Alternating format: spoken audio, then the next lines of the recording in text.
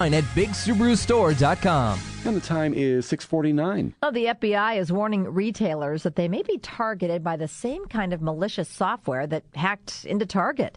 So whether you use your computer at home or for your business, security should be a top priority. And with us now to talk about this more is Bill Sickens. He's a cybersecurity expert with Cumulus Technology based in Nevada. From what you know about what happened to Target, what could the company have done to avoid the whole mess? First and foremost would have been to conduct more self-audits, to go through their network and have their own IT team go through and try to identify any weak spots, look at the system, and then work to fix the problem. How often should a company do that?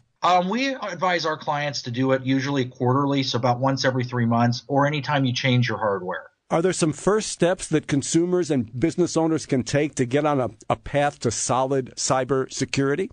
Absolutely. One of the very first things to take into consideration is if you have a wireless network.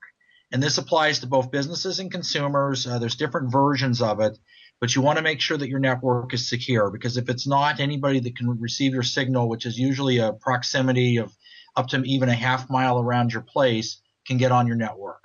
There's a basic list of instructions that comes with the network device to explain how to do that, or they can contact a professional and they will help them with it. You have to punch in a key code, a security code. Isn't that enough? The security code is enough if it's set up properly, and that's the reason you do the audits. But in a lot of cases, when you first buy the hardware to do that, it's not set up that way. It doesn't prompt you for a code unless you tell it to. What kind of work are you doing right now with medical organizations? We do HIPAA certification, which is, again, an aspect of security having to do with the privacy of patient data. Some new regulations just came out last September, so our business is one that will actually go on site to doctors' offices, do the audits for them to ensure that they don't have these kind of problems with data breach and that they're following the rules correctly. Are most of our medical files secure?